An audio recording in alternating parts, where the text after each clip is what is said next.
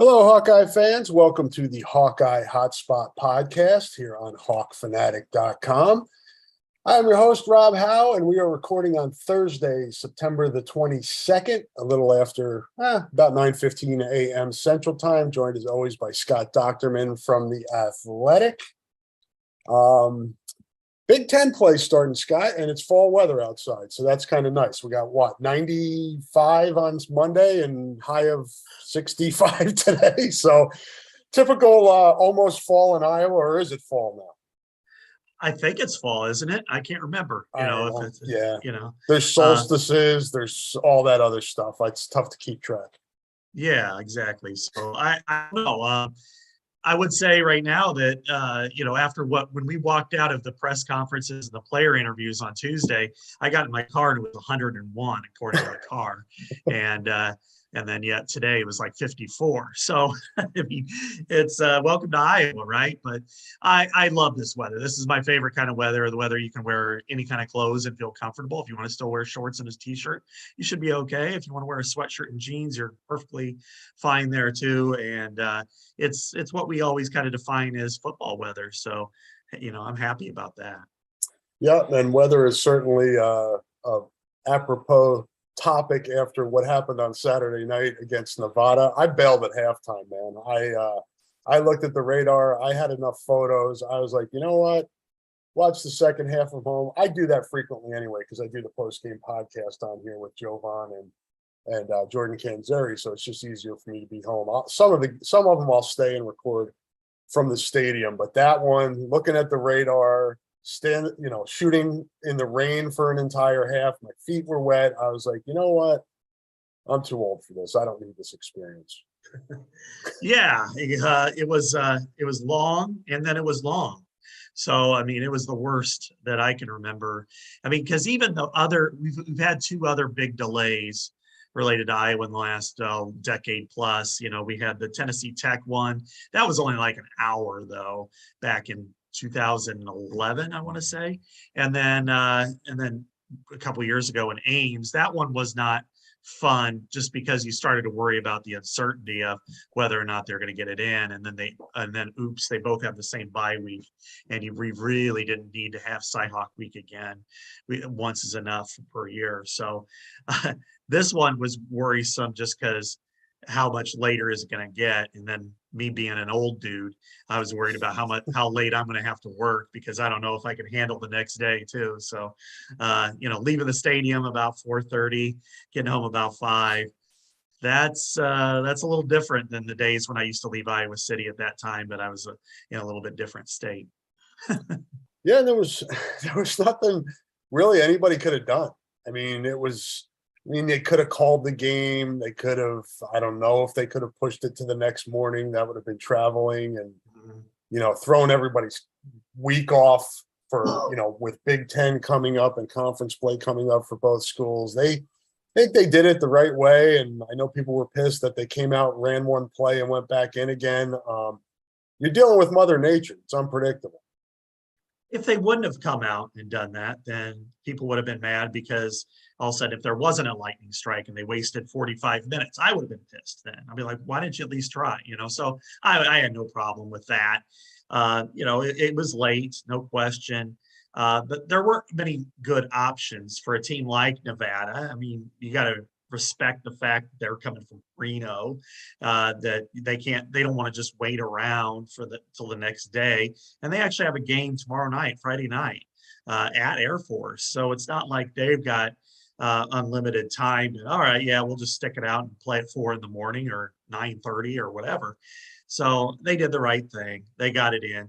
The other option, I suppose, could have been, Nevada would have wanted to forfeit, but who wants to do that? You're flying again all the way to a Big Ten school, and it's not like Iowa has some opposing offense where you felt like you had no chance, and then likewise they could have called no contest, but that's the worst case scenario in my opinion. I mean, you're paying them $1.5 million to come, and you want to get the game in. BTN wants to get the game in, and Lord knows they had enough commercials late in the game to ensure that it was important.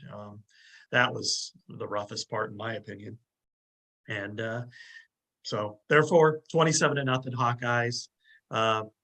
a quality win, I think, overall. The best game they've looked so far. Yep, and we'll have to we'll extrapolate some of what our opinions from what we're able to see over 7 hours. Not an easy evaluation because Nevada's not very good, and Iowa's offense still has issues, but at least showed signs of life on Saturday and did some different things and put things on film that weren't there before, which will make it tougher for teams to prepare for them. Going to have to complete some of those long passes, but to me, Scott, that was what I liked the most out of it, because you and I sat here. I wrote about it in my preview last week. Got to take some shots. Got to try to loosen up the defense, and they've done that now. And hopefully over time those connect. At least you're not going to hit them all, but you hit some of them, and those can change games, especially when Iowa has such a good defense and special teams. For sure. I love the shots down the field. I thought they were the right calls, and I thought Spencer's throws were terrific, frankly. I thought he really threw the ball well, the best that I've seen him in a long time. I think he throws better long than short, don't you? No question. He's got a big arm, and he was throwing to some of the spots, and he was hitting the spots. The issue was that the receivers aren't quite there yet. They're rusty. They're running routes. Talking to Nico Reganey the other day, he said, look, Copeland made fun of him because he was running like Frankenstein on that corner route where he would have scored most of the time. He said instead of really digging, getting there and then throwing your hands up late, he was running with his hands out, and that was slowing him down a little bit. And he would have got it. You saw Brody Breck get turned around, and that's something that a veteran receiver, it wouldn't happen. He would have scored. And you saw some other routes that were really close to being completed. And so, was it, you only count the ones you make, but I think in Iowa's case, we really have to examine it for the positives that were there, because they haven't had very many this year. And I think you got to respect the fact that they looked better in that part of the game. Now, we all know that Nevada is the weakest opponent that's on their schedule. I mean, even a Northwestern or an Illinois or somebody like that typically would be, I wouldn't say you just mark it down, but certainly not Northwestern ever. But they're going to give Iowa problems because they do. But I think that in this case, okay, it's something to build on, and that's something we didn't see offensively in the first 2 weeks. I mean, we probably both of us, we just kind of threw up our hands and say, I don't know how they're going to get any better. And they still got a million miles to go, but they made steps forward. And I think that's good in retrospect. Yeah, no doubt. And you get Nico Reganey or Reganini, or however he pronounces his last name. What is it? Raganini. Okay. You get him reps, you get Brecht, reps. Meaningful. He had a few, in the first 2 games, but now you go into Rutgers with those guys with a little bit of, momentum. And, it's not like you're putting him out there the first game of the season on the road. Unfortunately, it doesn't look like Keegan Johnson's going to play. So that's a bummer because that's just having all 3 of those guys back with Bruce is just, it's like night and day from what we saw the first 2 weeks. But Nico was after that corner, he was limping a little bit. I don't think he's 100% yet, but I think he's well enough to help. And his connection with Spencer is obvious. And it should be. They've been playing together for a long time. They've been roommates. They're good friends. So that's nice going into Rutgers, having that connection back.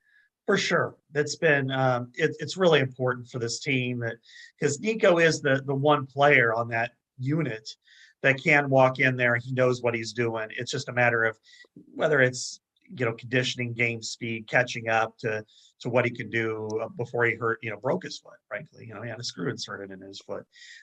Before he can do that, that's really the only you have to wait for him to catch up. It's going to take time, and I wouldn't even suggest that he'll be perfectly healthy all year. I mean, football players will say they're healthy, and they're not. Then none of them are, especially at the end of the year. They're all, and the ones that admit that they're banged up are usually the ones that hurt really bad, and they're really sucking it up. And, everybody's got a torn something, or, a lot of their times there's surgeries and they're waiting for the whole year before they do it. I think that, his foot is going to bother him. That's a really difficult place for, a knee you can kind of shake off a little bit easier.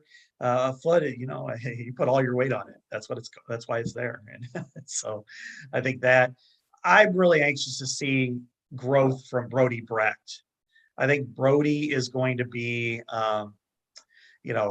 he's a big target. He's got downfield speed. He's a body that can do some things. I think he's got some real potential. It's just going to be a matter, can he catch up to, how quickly can he catch up to running the routes the right way? And last week, he looked like he's somebody who was playing in basically his first game, which he did. I think week 2, maybe he's better, and then eventually he's going to break out. And, is he going to break out big time? I don't know, but he's going to break out. He's going to have a touchdown at some point, maybe this week, maybe the next 2 or 3 games. And he's going to look good. And everybody's going to see why he's on scholarship and why baseball is going to be such a difficult decision for him, at least while he's in college. Yeah, he's missed so much time with injuries and baseball and everything else that he needs to be on the fast track here in terms of reps and practice and learning and getting a connection with Spencer. But we did see, when you take shots downfield, when you open it up, when you have more options in the passing game, it opens things up for the running game. That's not a mystery. We know that. That's how Iowa operates, at least when teams are going to, load up to take the runaway. Those shots are going to be there. And then you take some shots, and then defenses have to respect those, and things open up for the running game. Coming out party for Caleb Johnson. Gavin Williams got his most work of the season so far. Condolences to LaShawn Williams, who lost his dad and had to miss the game. He's back at practice this week. So you have 3 running backs now that are on film that teams have to prepare for. So I think all in all, Scott, coming out of Nevada, you have to feel like you did what you could, so to speak, with what you had. And now you have to be better going forward. Yeah. It's about, really turning the treadmill up, that you're able to kind of go at a 2, offensively. Now you got to go to a 4.30 or 4.5 or a 5.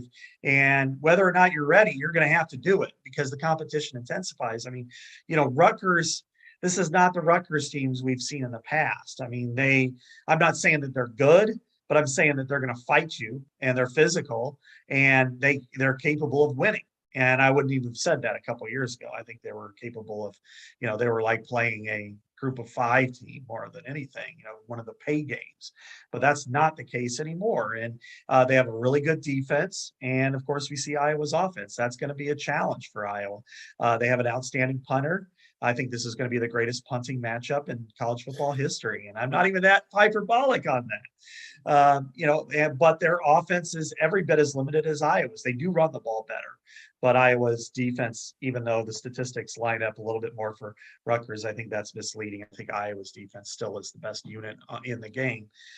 So it's going to be a matter of the typical Iowa games, field position, third down execution, turnover margin.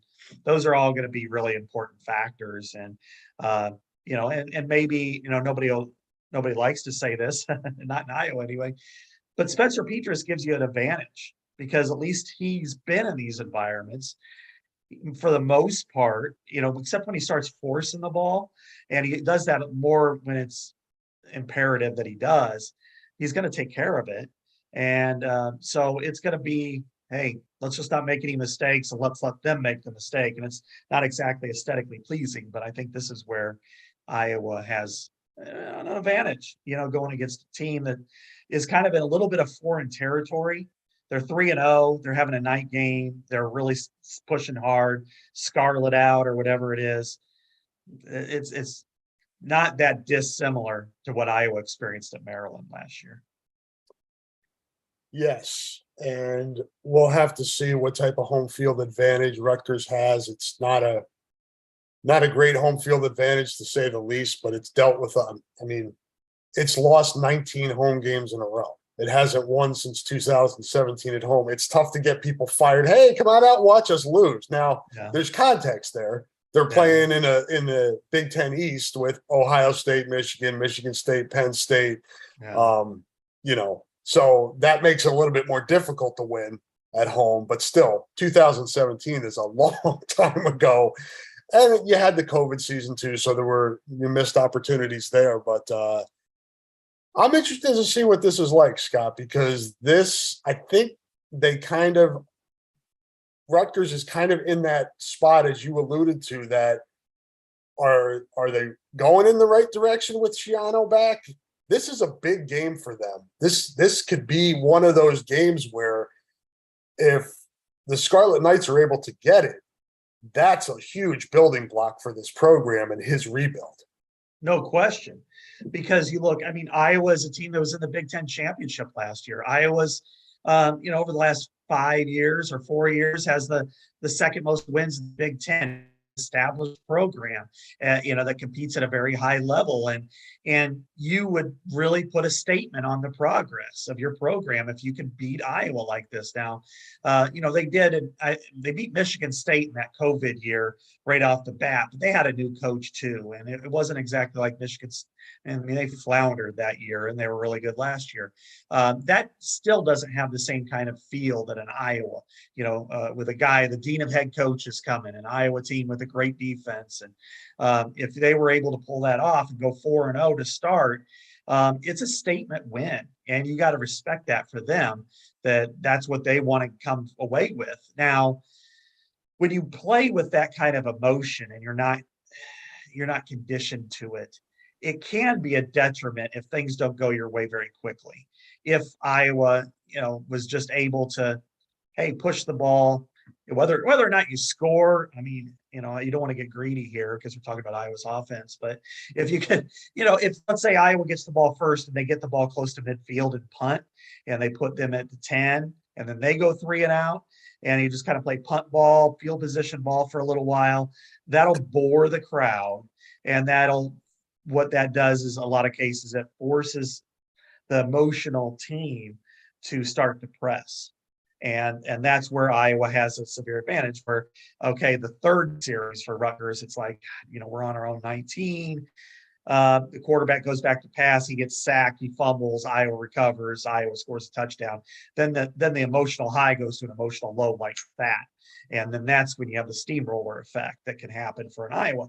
What they need to do is, for Rutgers, is push the ball in Iowa, try to get points, however they come, field goal, even a touchdown would be awesome for them, and then force some 3 and outs, and then they can play the field position game and then execute when they need to. So that's certainly, that's kind of the game and the strategy that you play. So I think in Iowa's case, it's take care of the ball, play field position football, get off the field on 3rd down, and execute when the opportunity is there, strike.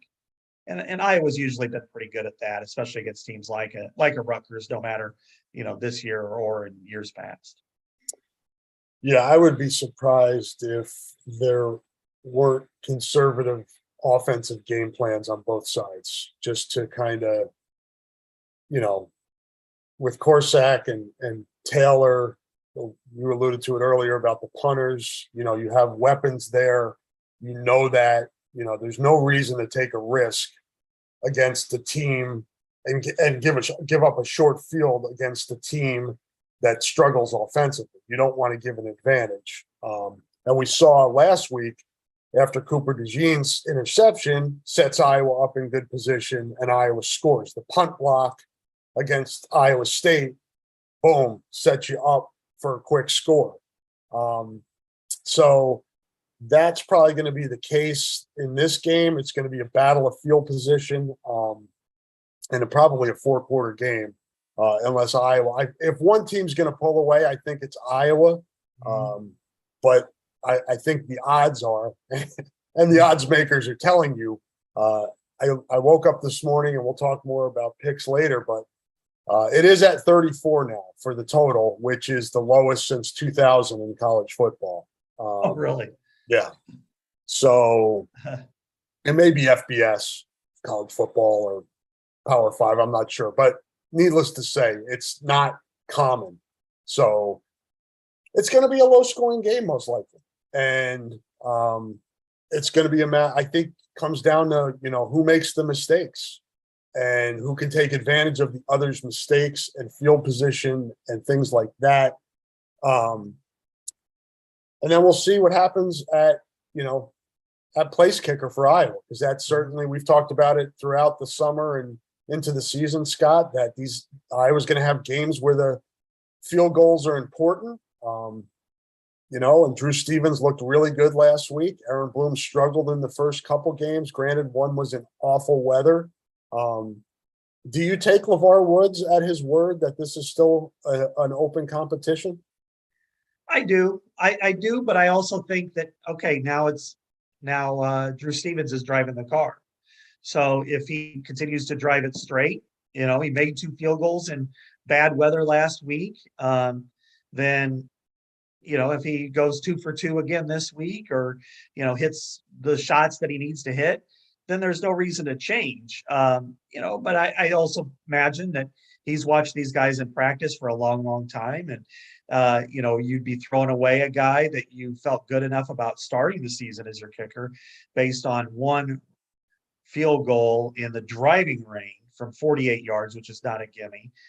You wouldn't want to throw him away. He's had 1 bad kick, and that was in the first game. But I do think it's still a competition. I think it's probably going to come down to, how does Drew Stevens compete this week? Again, if he's capable of making field goals, and then there's no reason to change. But if he misses, he might miss 1 or 2, and then it becomes, all right, now what do you do? And next week's against Michigan at home, and so I can understand that. So it's going to be who's going to be the most consistent. So I do take him at his word. And as we know, I think the rest of the season, field goal kicker is going to be very, very important for Iowa, because I don't know that there's any game that I could say I think Iowa's going to win decisively at this point. Now, maybe that will change over the next few weeks, but I look at it and I say, and conversely, other than maybe Ohio State, possibly Michigan, I don't look at a game that I think that Iowa's not going to be in either, that Iowa's going to compete in.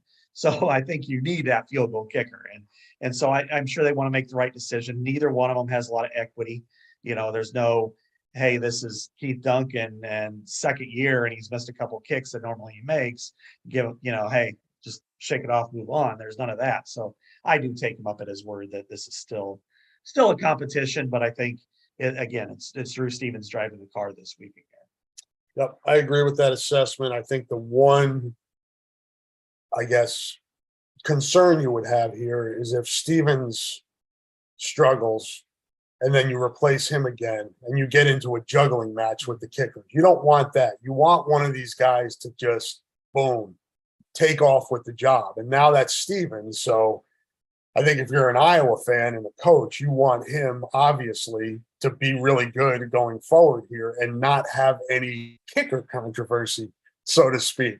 But if he misses one this week, especially an important 1 or 2, and it's the difference in the game, then you've got decisions to make, and it's hard to know how the guy, whoever it is going to perform the next time out. As you said, Scott, there's just not a lot of, we don't have a lot of,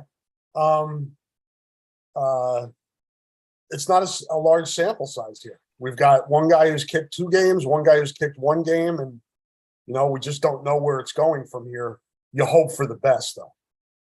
Well, sure, and I think you just want whoever's out there to be successful overall. Right. And personality, person aside, it's all about that. And obviously, if you look at age, if you can have a true freshman kicker go out and win the job, you've got him for 4 years, and that's a good thing for a program like Iowa.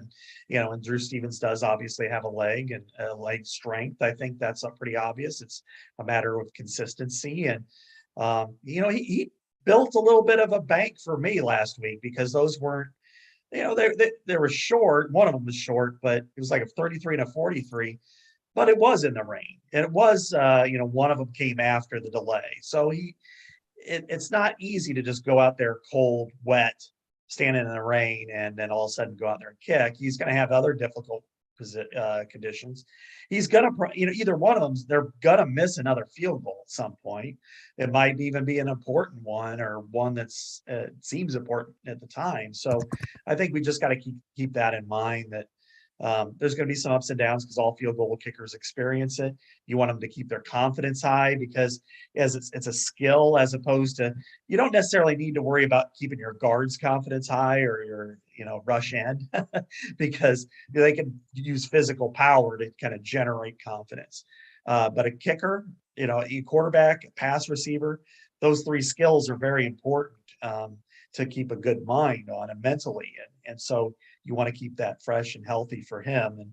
And, whether he misses it or makes it, just not having stress about it, because you want the stress to be in practice, not during a game. You either inadvertently or expertly segued into the next thing I wanted to talk about when you mentioned guard. Offensive line, I think is, we talked about receiver, starting to get healthy, looking up a little bit, not T. Higgins and who's the other guy for the Bengals? Jamar Chase. Jamar Chase. Yeah, we're not talking about that level, but better receivers, more target or more opportunities to succeed in the passing game. Sounds like there's some competition going on the offensive line. Tyler Ellsbury looks like a guy who may have earned some playing time with his performance against Nevada.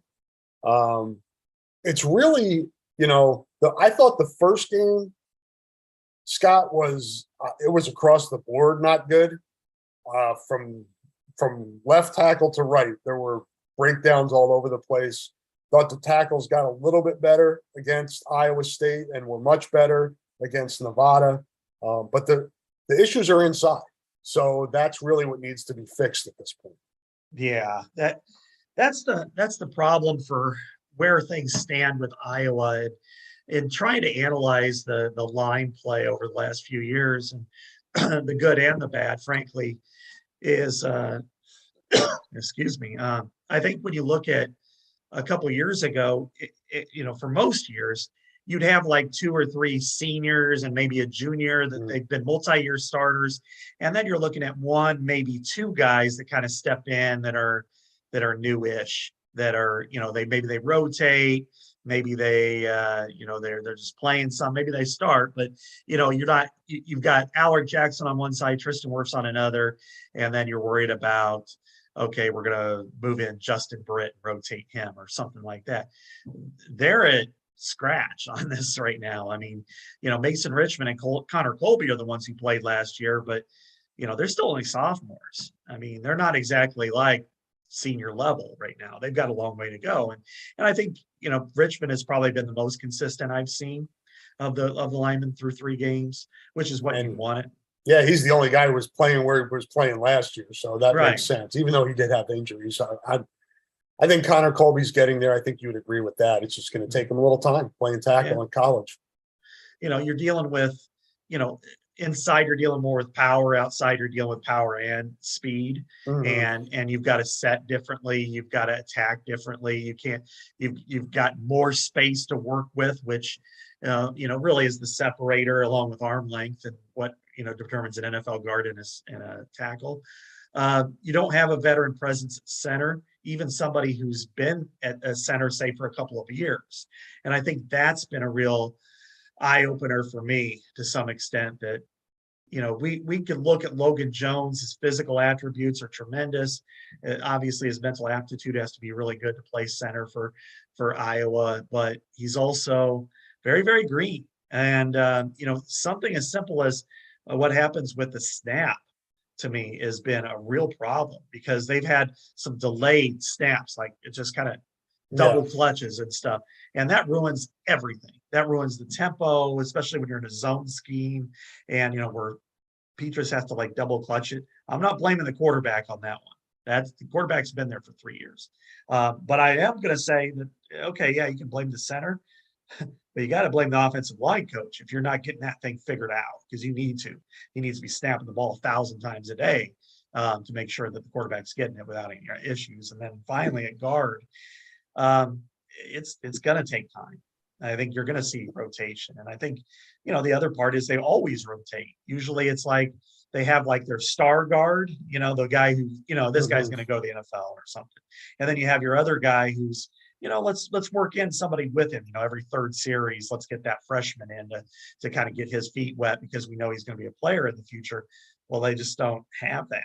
And Nick DeYoung is, kind of a veteran, but he's a junior. I think in a perfect world, Jack Blum would have been a starter this year, taken that step, been that good senior story, and they could have kept, say, Connor Colby inside for one more year. Then they would have been in probably a better situation. But if Connor Colby's the better tackle, play him, and work through the inside. But I have seen some progress, but not enough to make me go, yeah, this team's on the rise right now. I think there's still a lot of issues, and knowing who's on deck, not only this week, but Michigan, Ohio State, Illinois, and beyond, there's bound to be a lot of issues the rest of the way. Yeah, these next 4 games, man, Rutgers, Rutgers, Michigan, Illinois, Ohio State, all really good defenses with fronts that are good. So these young bucks have to grow up quick. Yeah. I mean, there's nothing you can do, and you can't say what if, but I'm going to say what if because I think about it. If Justin Britt and Cody Ince are at guard right now, and then you figure out center. And then personally for me, I think, and I don't want to dump on Logan Jones because he's doing everything he can. He's trying. I mean, he was hurt a lot last year, so he wasn't even really on the field to kind of get himself acclimated that way. Then he's got to switch over quick. Then he's splitting reps in the spring to a certain degree. But I think maybe I underestimated what the drop-off might be without Linderbaum. And I shouldn't have, because we all said Linderbaum is a generational talent, but we saw that switch of him switching from defensive tackle to center and said, okay, it can happen again. Even knowing that it's not going to be like just, a perfect switch over and the new guy is going to be as good as the old guy. But I didn't know there would be this many growing pains. And I'm with you. I think the offensive line coach needs to figure this out and put these guys, you can't get them more experience. This is getting them more experience, playing them. But you have to do things to put them in position to succeed, both in practice during the week and then in games, so they don't struggle as much as they've struggled. Yeah, I think the interior really has. And a lot of times, I don't know if it's they're not prepped for these looks, if they're just getting beat, if they're getting beat with their eyes. It's not that they're getting destroyed physically necessarily, and maybe they're moving the wrong way. But yeah, that's youth, that's inexperience, that's going to come along. But it's also like it should have come along farther. I mean, they're playing against, not in practice now, Lord knows, but, during camp and during the spring and stuff, they're going against one of the best defenses in the country. And so they've had their ass kicked quite a few times, but they need to mount, a challenge and the resistance. And they should have by now. And maybe they did a little bit, but, Logan, I still have high hopes for him. I think he's got potential. If Mike Muslinski didn't get hurt during bowl prep and have to have surgery and miss so much time, would he have been the guy that stepped in naturally? Because he's played that position. That was what he was here for. Yep. And maybe he still is. And maybe Logan Jones is more of a guard than a center. That's very well something that, because Mike Muslinski hasn't played yet. And I imagine it's more because of still kind of slowing him down a little bit, not making sure he gets back too much. It's Tyler Ellsbury, that guy, because, you played the what if game, and, since we're going down that path, and it's open. The door is open for what ifs. Yeah, exactly. Let's play what if for a minute or 3. And Mason Richmond's at left tackle, Cody Ince is at right tackle, Connor Colby's at right guard. Then you feel a lot better. Then you think, okay, we can work with this, because you feel like 3 of the 5 are at least in quality territory. Justin Britt at the other guard, maybe he's a center, something like that. Then I think, and if he's healthy, then it's just center. Or you say, you know what, Cody Ince can play all 5 positions, which is what they've said a lot of times in the past. And then it's working on, well, maybe it's another guard, maybe it's another tackle, maybe it's Jack Plum. And you feel like, okay, you could again, kind of work with this. This isn't a dominant unit, but it's a capable unit. And right now, they're not even there yet. And I think in the running game, they had some good plays. I think their outside zone to the left is okay because Mason Richmond's doing a nice job of setting the edge. I don't know that their tight ends are playing all that well in that part of the game. And their guards are really struggling still because they're failing to either execute reach blocks, or the tackle, instead of going to that space, is peeling back and going inside on them, and then nobody's picking them up, or they're not being able to catch up, and boom, they're ending the run there. The inside zone and counter are better, and I would probably lean more that direction because it's just mano a mano, hit the guy in front of you. It's not as Iowa as you want to be, because when it's going well, it's going really well. But I think in some ways, at least you got hat on a hat, and you can let your more physical running backs find the hole a little bit easier, hit that hole while it's there, and they can push the pile and get you in more advantageous situations. Maybe put Potabom at guard. Yeah. He had a nice block on that second Caleb Johnson. He and Richmond were both really big on that one. So I'm sorry, go ahead. Oh, I just said, the counter really worked on that play because they're pulling, and the lead blockers out on the edge were just great, So if they can get more of that, obviously we're not going to talk about the offensive line very much, but until that happens consistently, or at least enough to where it matters, then I think it's going to be an issue that everybody addresses. What do you think they do here? Do you think they try Ellsbury at center? Do you think they try him at one of the guard spots? Sounds like he's going to play more. Do you rotate centers? Can you do that? I mean, it's not ideal. That's a great question. It depends on how much they think that Logan Jones is continuing to progress. So I think if he is, and if he can get the snap down and do what they're asking him to do, he's just coming a little slow, then I think you live with it. Just okay, like Raphael Eubanks was that way. Early in his career, he started as a freshman. It wasn't perfect right away. By the end of his career, he was pretty good. I think you could kind of live with that. But if you think that it's just not quite there, and you probably need somebody else to do it, don't mess around at that position. I think guard, you can mess around a little bit more, but center with the calls, with getting the snap back, that's the one to me that I'm like, you can kind of overlook some of the flaws or some of the inexperience, but if you can't get the snap back, then you got to do something else. That's just not what it's about. And maybe Muslinski gets healthy enough to where they put him in. Maybe it's Ellsbury, but I thought Ellsbury played well the other night, and he's got an edge to him, man. He's got that nasty. Yeah, I like him. I think, and it's weird because I don't know, what's happened there. I mean, he was like the starter during Kids Day and in the spring and stuff. And then have there been any injuries with him? No, and Kirk, we asked Kirk about it a couple of weeks ago, and he's like, well, we just decided to go with that unit, kind of more of a matter of he wasn't good enough, or we didn't see enough, or something like that. And to me, I just find that really interesting and fascinating. But I thought he played well the other day. I think Jennings Dunker has some potential too, but I don't know. He's been really up and down. He's had some really good plays, and then he's had some that you're just like, oh my god. Like same with Stevens, right? Yeah. Both of those guys. And they're redshirt freshmen, right? So you got to live with that a little bit. I think they're both are gonna be good, but you're living with a lot of ills right now, and that's tough now that you've entered Big Ten play and you didn't. That's why going all the way back to this first game of the season with South Dakota State, I remember asking Kirk, who the hell scheduled this game? And because I knew that wasn't going to be cakewalk city. South Dakota State is one of the perennial powers in FCS football. They're going to be really energized. They've played well against FBS teams and teams like Iowa in particular. They got a lot of Iowans on their roster who are energized. They want to come in and compete. And this is their opportunity to show the world that they were overlooked. And they had a really good defense. And as we know, Iowa, especially in the passing game, really struggled. And it's just, if you would have had a cakewalk in week one, if you had had a directional Utah State team in here, and you could have worked through some of these issues, gotten some confidence. I'm not saying it would have been beneficial, but I think it would have been more beneficial than what they're kind of living through now, because now you just can't do it. Now you're set in what you're doing, and you're just trying to find the best 5 you can.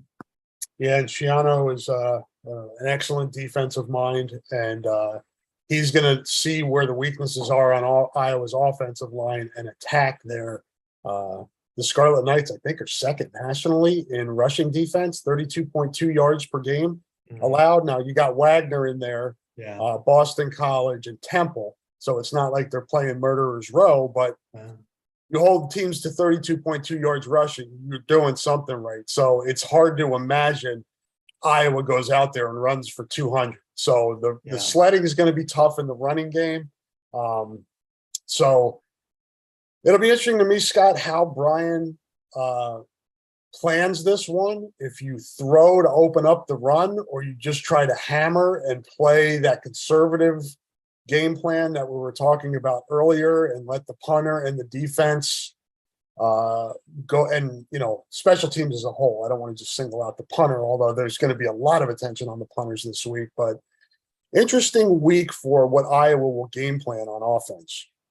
No question. And I think, the predictability that Brian has it's not as there's some of it that's predictable. And I think what people I thought he called a good game against Nevada. I did too.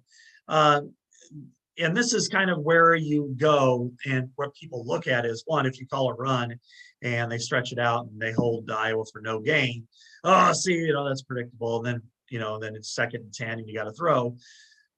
There's also throwing on first down and you don't get it, you need to stay ahead of the chains in some respects. And so you come back to the run, and Iowa is very predictable there in doing that. And so where I think Iowa would be beneficial is you do have a veteran quarterback with a strong arm, and you do now have receivers who at least have a little bit of experience, and like Brody Breck's case, has a little bit of talent, more talent than what's there. I think you try, since you have Raganini, and I'm going to really screw that one up further. I'm never going to get used to that after all. What has he been here for? 5 years? This is his 5th year. Fifth year, yeah. He's Raganini in Iowa. Yeah, right. You just it's like Joe Theismann versus Joe Theismann, or Tony Dorsett versus Tony Dorsett. And I'm 3/4 Italian, and I'm not. I'm having a tough time getting over the name change this late in his career. Right. Well, with him and Sam Laporta especially, that I think you try as best as you can to execute gift routes on first down, which is get them in a position to where they can get open and you can throw them play catch. And that may sound simple, but a lot of times on first down, or 1st and 10 or whatever, a lot of times the defensive backs will play off coverage on somebody, or play in a way where they're giving up. They have to give up something on the field. Otherwise, then they're not going to have a pass rush or even stop the run. So if you can find that area and hit it for 4 or 5 yards, that helps you move the chains, and it keeps you less predictable, because at 2nd and 5, you can do whatever you want. 3rd and 2, you can do whatever you want. So I would expect that, since you do have a veteran quarterback with a strong arm, this is probably the difference than if you would have had, let's say it's Joey Labus or even Alex Padilla on the road in something like this, that where you'd feel more close to the vest, like we just got to be conservative here. I think with Spencer, it gives you a little bit more. And I'm not changing my tune on Spencer from a week or two ago. He didn't play very well, I thought, especially against South Dakota State and, against Iowa State. But he is capable of hitting some of those routes. If it's a short hitch to Nico Reganey for 5 yards, perfect. Then you can have the full measure of your playbook. You can even go with a deep pass on 2nd and 5, because on 3rd and 5, you're still in makeable territory for either type of discipline. Yeah, and I thought Brian did a good job of taking advantage of Spencer's strengths. He's a guy you can roll out and still can throw bullets. Yeah. It's like some guys roll out and it messes up their throws. You're cutting off some of the field. Spencer can make all the throws by rolling out. taking some deep shots. As we said, he's got accuracy on the deep ball. Take advantage of his skills. And, we've talked about this before. I don't know is it's the same, but I think you try to set Rutgers defense up a la Mississippi State in the Outback Bowl. You may have to punt some.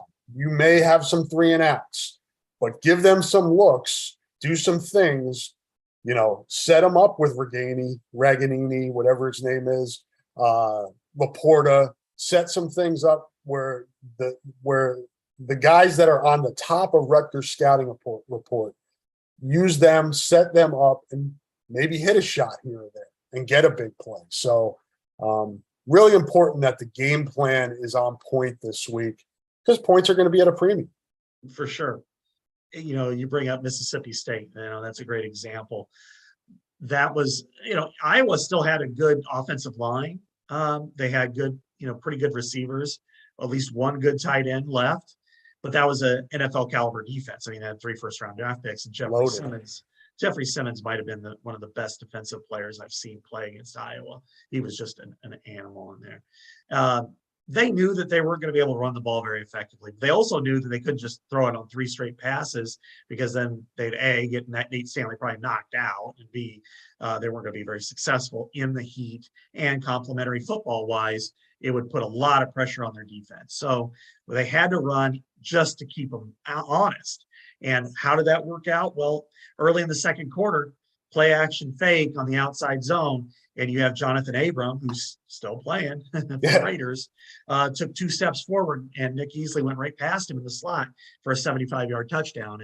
And that's what you do. It's kind of like, and boxing metaphors and football metaphors go hand in hand, like, water and wine, I suppose. But anyway, I'm throwing all kinds of mixed analogies here. But it's kind of like sometimes using your jab, even if you're not, whether you're connecting or you're not making any damage, but you're setting it up for your next punch. And that's kind of what you have to do.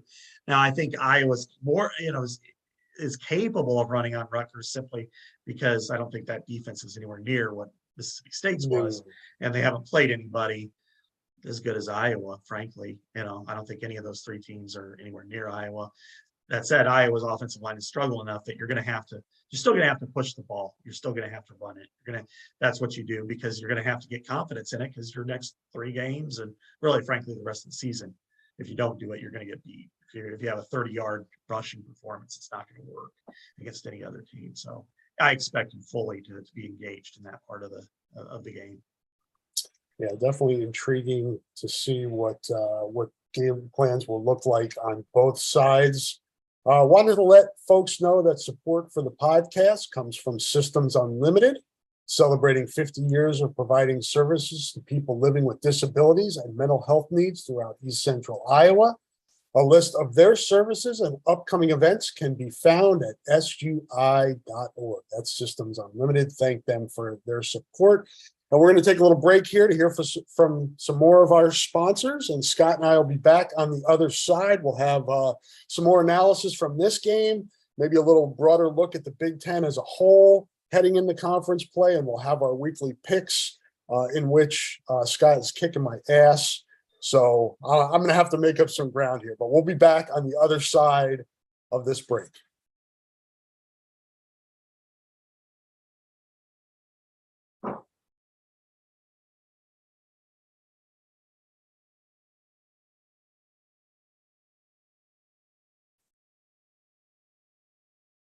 And we're back. Thank you for to those sponsors and also Wild Rose Casino and Edward Jones, which you heard at the front end of the podcast. Appreciate all of our wonderful sponsors for helping support our podcast.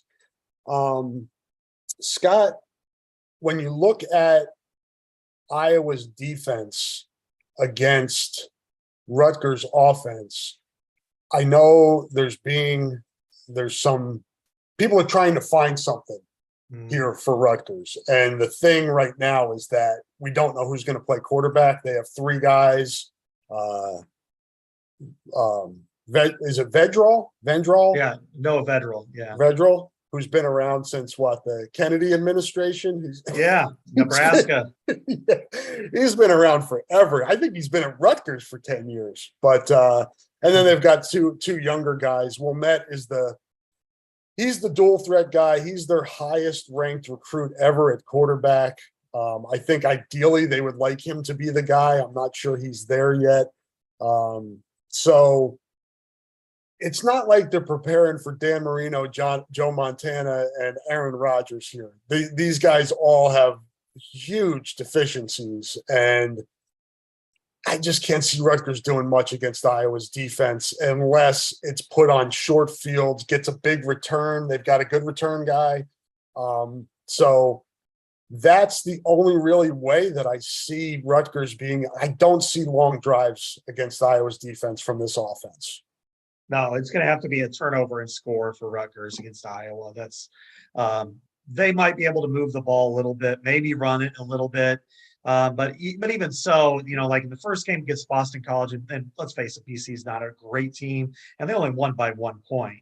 I think they averaged 5 yards a carry. I throw out the middle game is as useless as any game you'll find out there. It's like Iowa playing Co. Yeah, no, you're right. It is Upper Iowa Co. It's there's really nothing to gain out of that game. 66-7.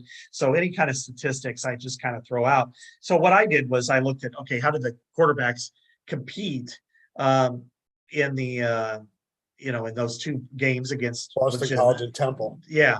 And against Temple, Evan Simon was 9 of 15 for 52 yards, and they won 16-14 with a pick 6.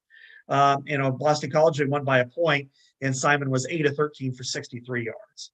So I wonder how often in game 4 of a season you've had 2 teams going against each other that both won games without scoring an offensive touchdown. Yeah, I got to think the odds of that are very long. Yeah, I don't think I imagine you're right. Maybe I should stump the champ at our place, one of our gurus who gets all the stats for us when we ask him and stuff. And that should be one of them. But again, I'm sorry to interrupt. The quarterback performances in those other 2 games you were going with. Yeah, I'm not impressed. I mean, I think that Iowa's are better. Yep. Now no Federal again. He played for Nebraska, transferred, went to Rutgers. He's a capable quarterback. I would probably put him on the level of Alex Padilla, and that's not bad. Is it good? Well, it depends on how Spencer Petras is doing, whether you gauge him as really good or not.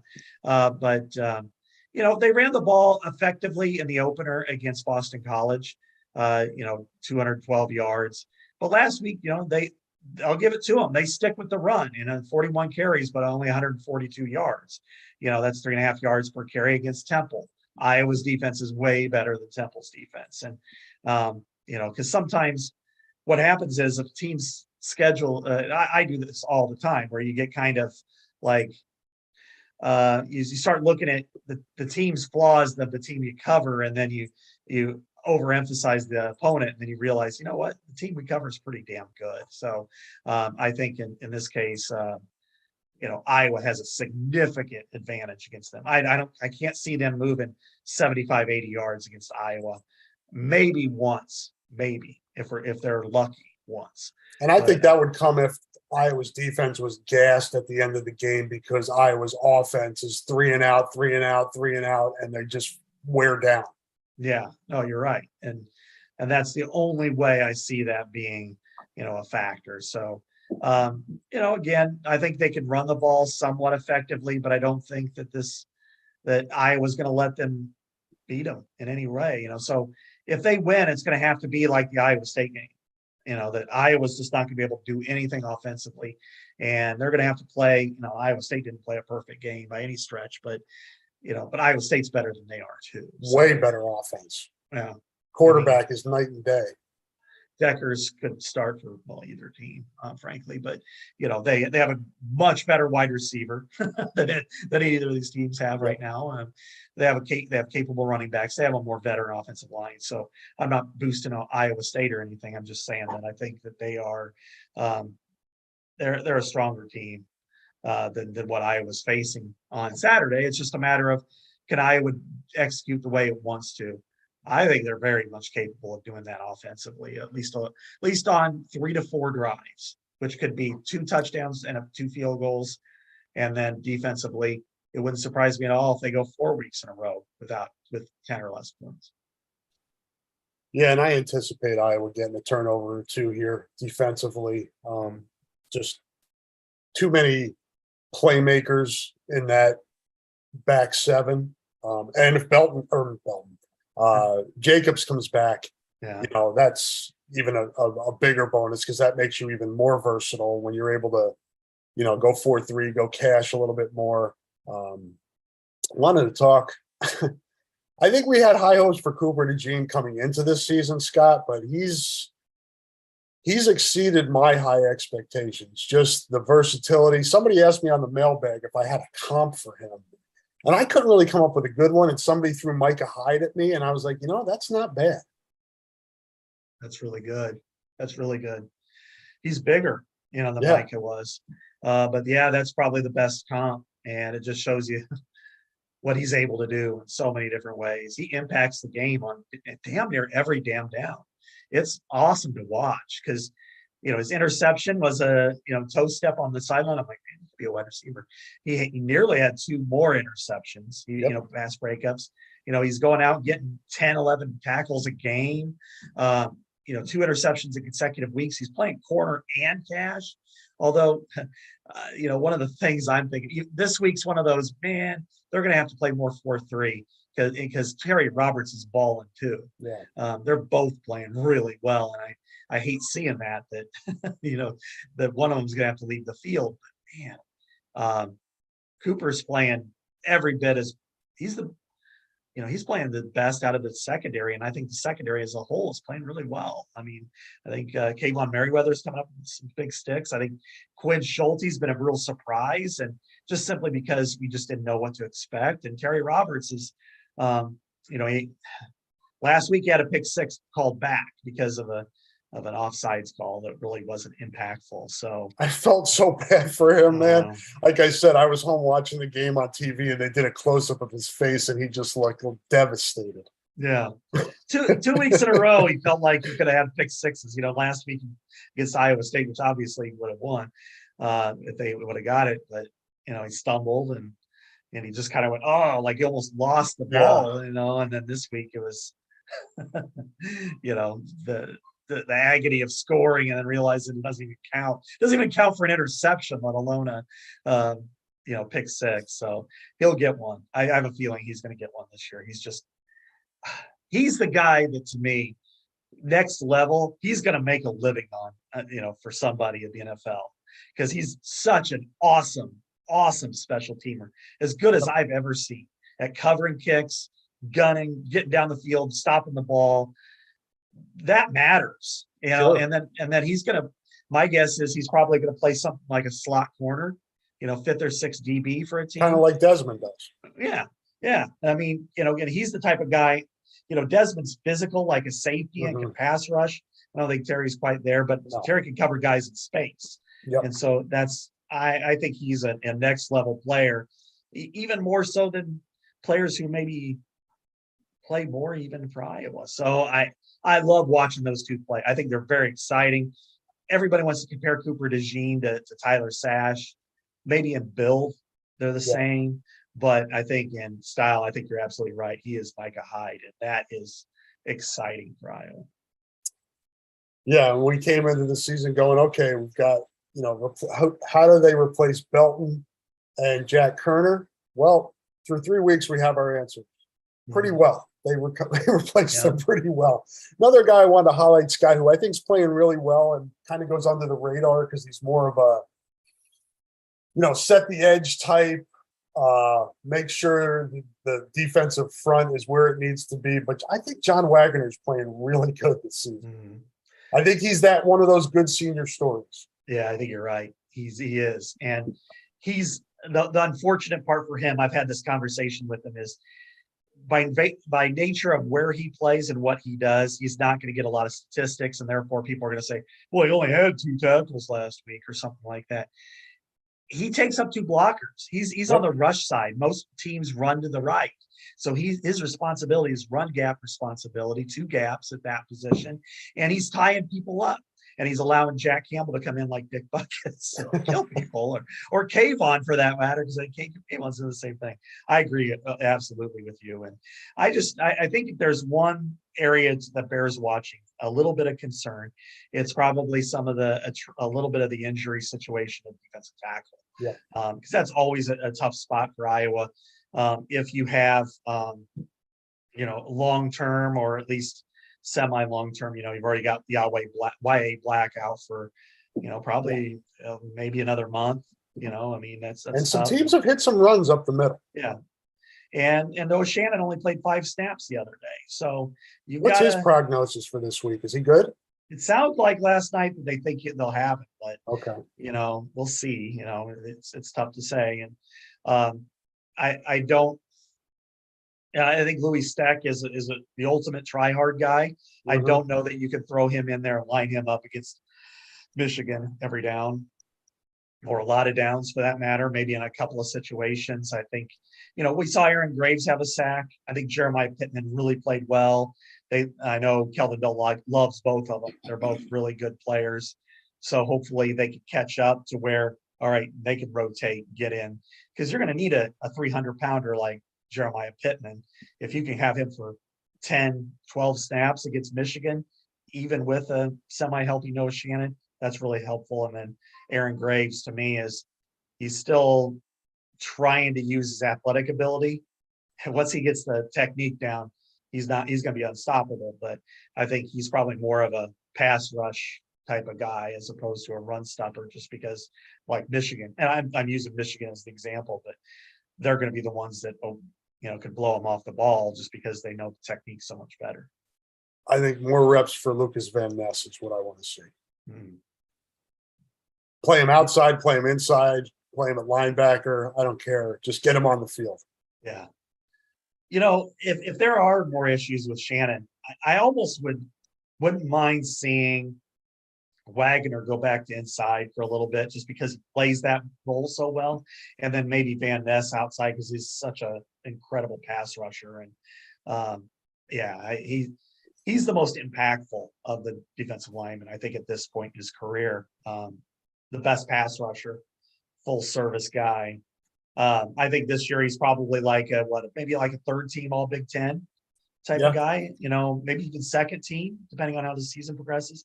And then next year he can come back as a preseason All-American. So I think his upside is limitless, and I want to see him more. I think it's more of those typical Iowa kind of honor, situations, which as long as he's getting his snaps, it's kind of like with basketball, people really fret over who's starting, who's not. Right. And a lot of times just look at it in fourth quarter, who's on the court, who's on the field, what's their snap count, what's their minute count. That's what to worry about, not who's starting it at the tip and not who's starting at kickoff. Similar. I mean, we saw it with AJ Epinesa, you got to build up your equity and then you get more playing time, and it drives people nuts, but it works. Yeah. Can't complain too much about the production. I mean, and even if Parker Hesse, you look at him and you're thinking, you know what? He's still in the NFL. He got a pass. He got a 4th down pass the other day. And great. What an incredible story here. Yes. There's a picture of him. They played the Rams. Yeah, I saw you tweet that. Yeah. That was cool. And you think about Gervais and him and their journeys, walk on from Davenport Assumption, hurt early in his career.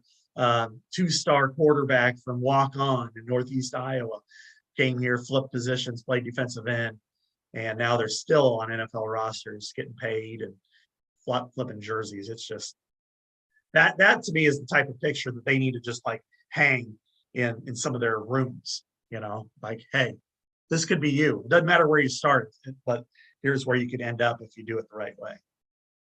Yeah, no question. It doesn't matter what you're ranked in high school.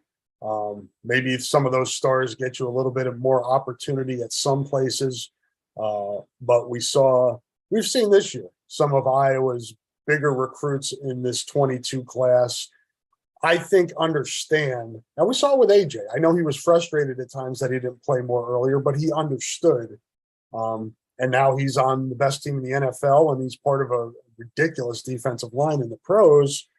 But Xavier Wampa, coming in, cutting his teeth on special teams and learning the game, and something to be said for that. You can't. Not everybody's Alabama and Ohio State and, wherever, you throw guys in there, but you kind of got to earn your stripes at Iowa, and there's something to be said for that.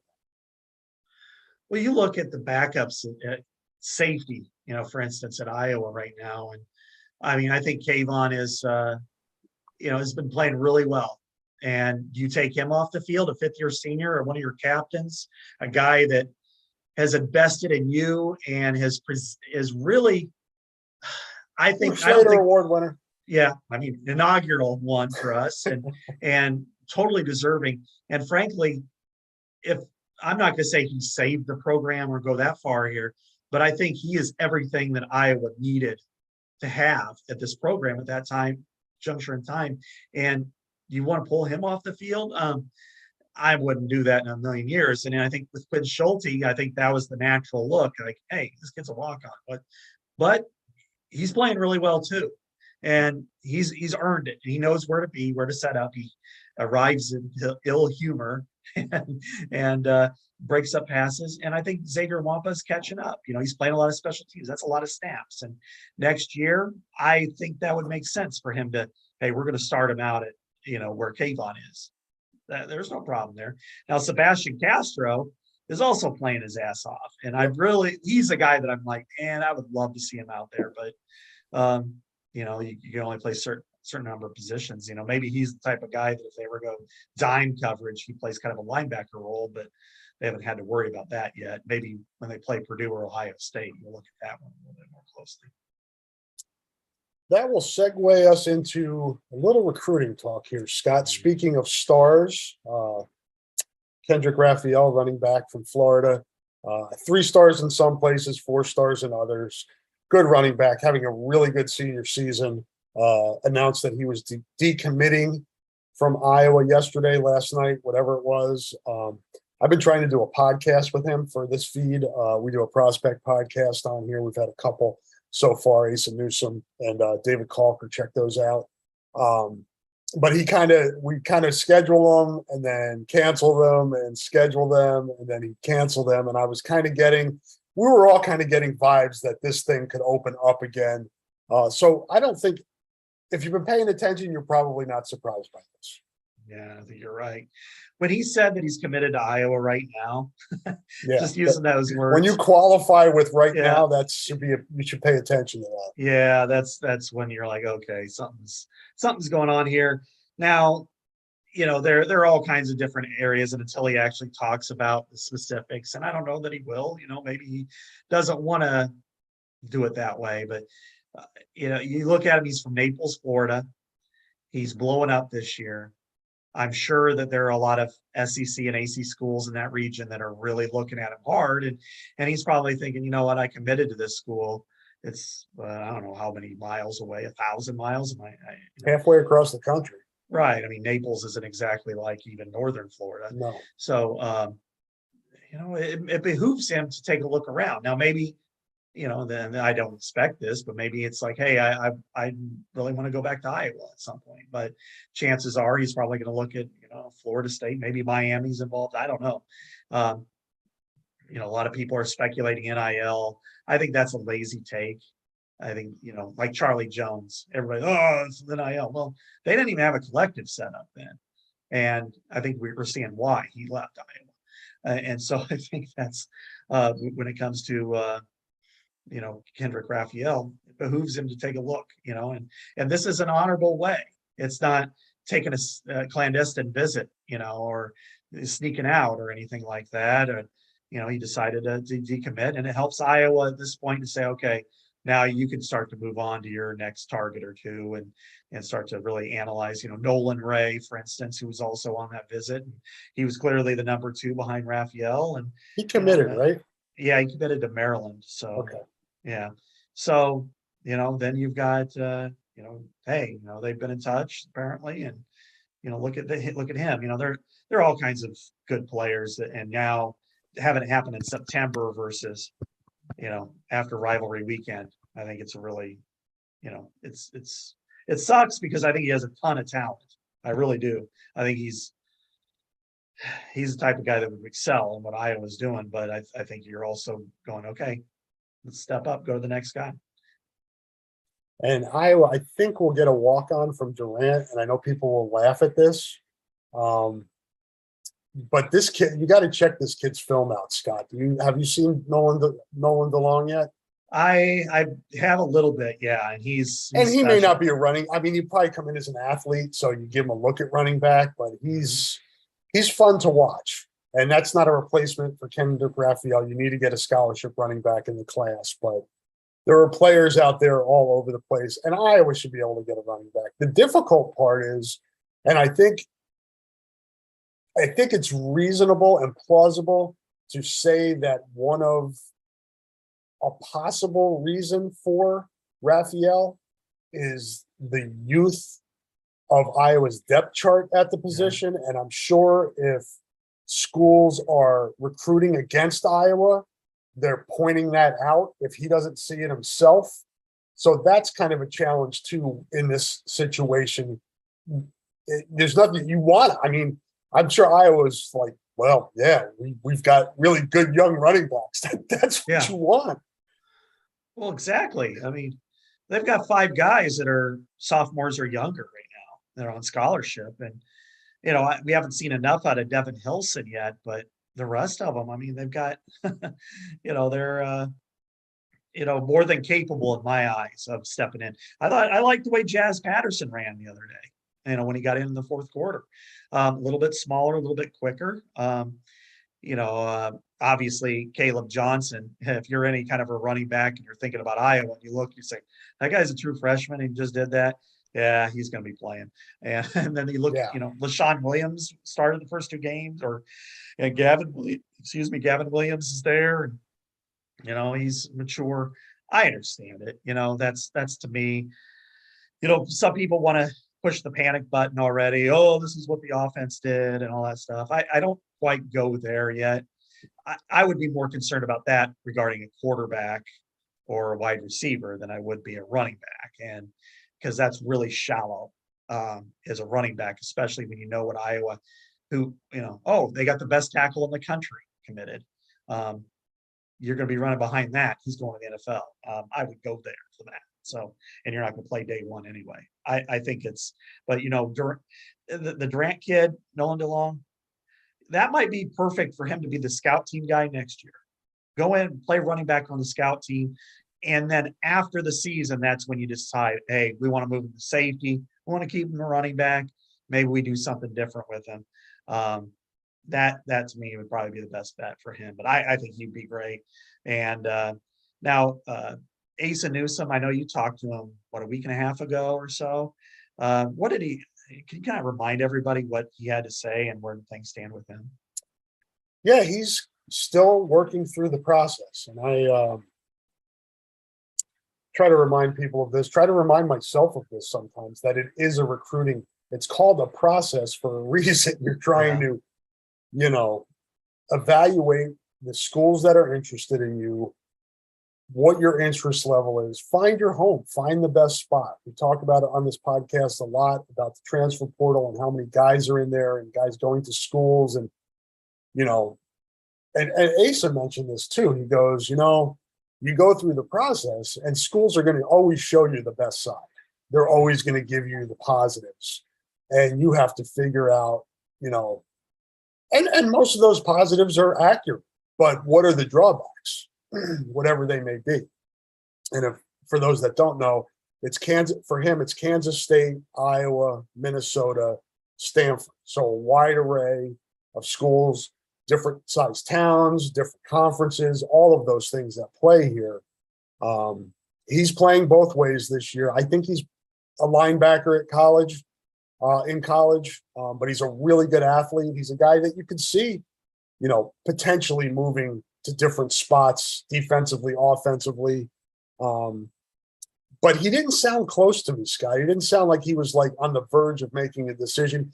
they're very good this year, Waverly Shell Rock, and they've got a chance to win a state title, and that's where his focus is, and that's where it should be. And if the schools that are interested in him really want him, that scholarship will be there when he's ready to make his decision. For sure. It's an interesting dynamic among those four schools, because if, Stanford athletically is not where it was when we saw him in the Rose Bowl. It's not been a very competitive football program. Great coach, fantastic coach, but they haven't, they're kind of like Northwestern, Yep. except they've had less success than Northwestern even the last few years. So, but it's, an incredible area, and the academics, you can't go wrong. That's understandable. So it's hard to get past that. And where do they end up conference-wise? Does he end up playing in the Big Ten? Right. If they go to the Big Ten, then he's going to be back here or in Minneapolis on a frequent basis. That's not very far, even Madison. If you look at, Minnesota, Iowa, that's to me kind of a fascinating breakdown between those two. I think it's probably about comfort and fit, even though Iowa, of course, is closer. It's an hour and a half versus 3 hours probably to Minneapolis. I think it's, do you fit better or feel like you fit better with PJ Fleck or with Kirk Ferentz and the coaches who are recruiting you? And because academically, it's probably a wash. City-wise, it's different. Obviously, you're playing, in a metro area versus, a true college town. Kansas State's an interesting one because of Chris Kleiman and his roots, in Waterloo. He's done a really good job recruiting Iowa, which I think if you're Iowa, you're a little bit fearful of the Nebraska opening in him, because I think he could really do some damage there. He was at North Dakota State, had great success there. Losing to Tulane probably doesn't help him very much if that continues, because I thought that they were going to be a pretty good program this year. My own opinion, it would take it or leave it. This probably comes down between the Hawkeyes and Gophers, and it's going to be about fit. And I think he'll be happy either way. PJ really hasn't had a big win in Iowa. He's come down to Iowa a lot, but he hasn't had that big wow guy. At least I can't remember any. Maybe you can. Was it Coke Keefe? The tight end that was like really up the northwest border, but I don't remember him being an Iowa target or anything. And so I can't recall anybody that he's won that Iowa really wanted. Yeah. So, I think this would be, certainly a feather in his cap, but, which is why, maybe this weekend's games are, matter. I mean, the Puntapalooza in Piscataway, and then of course what Minnesota does at Michigan State, which I think is a sneaky big game. Yeah, the rowboat is on the road for the first time this year.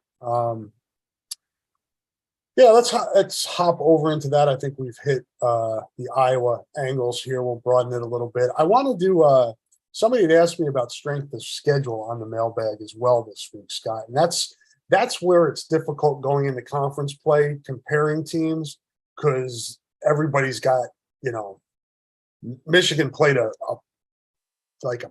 just a soft non-conference schedule, as did Minnesota. So there's teamrankings.com does strength of schedule. They keep it week to week through the year.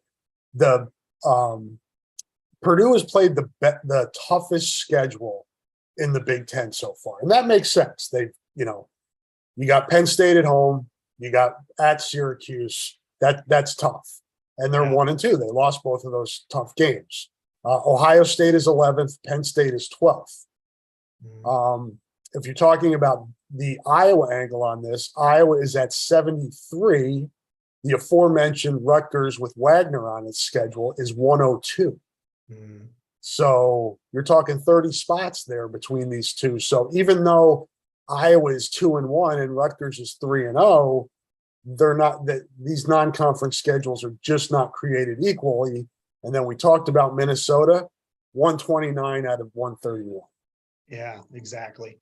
That's the thing. When you look at Purdue, their strength of schedule is, Syracuse, nobody expected Syracuse to be as good as what it is. And that was a tough game. Vegas did when they set the line. But other than that, I kind of thought Dino Babers was going to end up on his way out.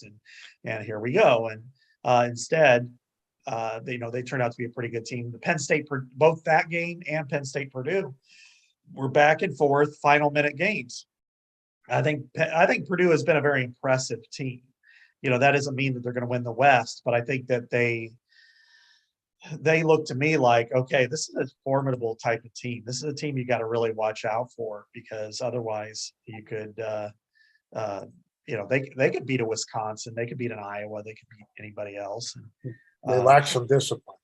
yeah, they obviously, with those penalties in that last drive that lost them the game, frankly. Brutal. Yeah, but I also, Notre Dame's, second in the country in strength of schedule, and they're 1-2. So, that's there's just a lot there. I think Michigan's 96. Yeah, by the way. Exactly. Now, what you really worry about is if you're like Northwestern and you're 92 and you're 1-2. And that's just, Iowa State is actually lower than Iowa. And you'd think that they might be a little higher. Nevada's not very good. So it's right now you just kind of take it all with a grain of salt. Hell, even Wisconsin's 2-1. So, I think anybody who played New Mexico State gets that on their shirt. Roadkill. That stain, yeah, the roadkill on the shirt. So, but I think the moral of the story here is this is going to be a Wild West, I think. Mm-hmm. Yeah, very much so. Probably the last year for it. I think they're going to go to a divisionless system next year. And they should, right? I mean, you look at what Penn State, Ohio State, and Michigan look like so far, and we got a long way to go, but they are so far and away the three best teams through this portion of the schedule, at least. It's not really close.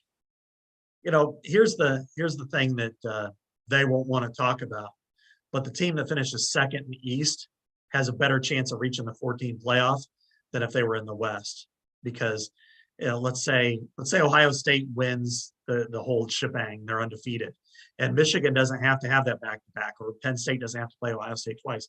If they were 11-2, they're not getting in the 14 playoff. But being 11-1, they have a really good chance. That could happen this year. Yeah, absolutely. So they should actually be saying thank you that there's divisional play. Now, the years where the flip it, might be the years where everybody's got one loss or something, like last year, was kind of that year where if you're Ohio State, maybe you want that extra, to get into the tournament. But this year it's about getting two teams in the tournament. This is the best way to do it because, we cover a Western team. Every team's flawed. Every team has, we don't know what we have in Minnesota. They look like the best, but my alma mater is not very good. Western Illinois, they haven't won a game yet. They're playing UNI, who hasn't won a game yet either. If they played at Iowa, it might be 66-7 too.